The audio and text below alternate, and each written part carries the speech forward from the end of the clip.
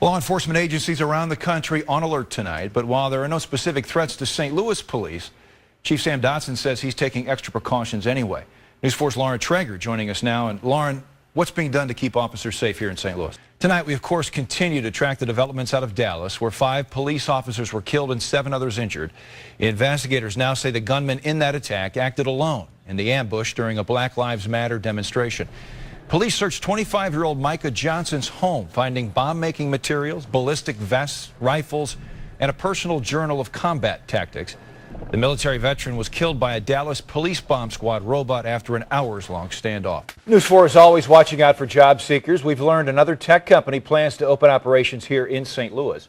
Square is a mobile payment company. This will be its 8th office, but the first in the Midwest.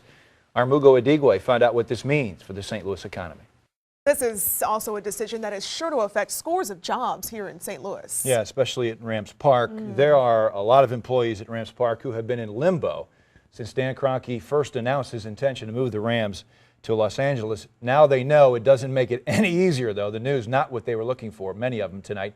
Brian Feldman's been tracking that story. He is live at Rams Park in Earth City. Brian? If you've been on social media in the past 24 hours, you know how upset many Rams fans are. In fact, you may be angry yourself. I've consoled a few. Hopefully I did a good job. But today, one local sports bar is sifting through the chaos in search of a silver lining. How do you thank someone for their commitment and sacrifice 60 or 70 years after the fact? Well, it has to be heartfelt, has to be thoughtful, and it has to be significant. And I can tell you firsthand, that's how Greater St. Louis Honor Flight pays tribute to veterans 10 times each year.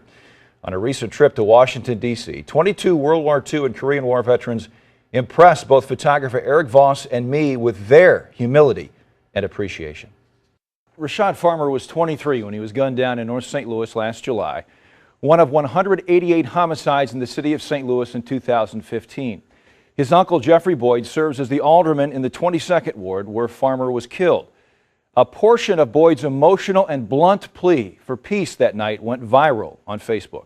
We have resources in our city, and I'm tired of people talking about they need something to do. It's plenty to do besides shoot and kill each other. It's sad and it's sickening. Now, 10 months later, with another potentially violent summer looming, I reached out to Alderman Boyd to find out if he believes his comments, which were so well received by so many, have spurred change. We spoke as we walked to the scene of his nephew's murder on Lotus Avenue. Still needs to be done to reduce the number of scenes like we're looking at right here and the number of tragedies like Rashad's death.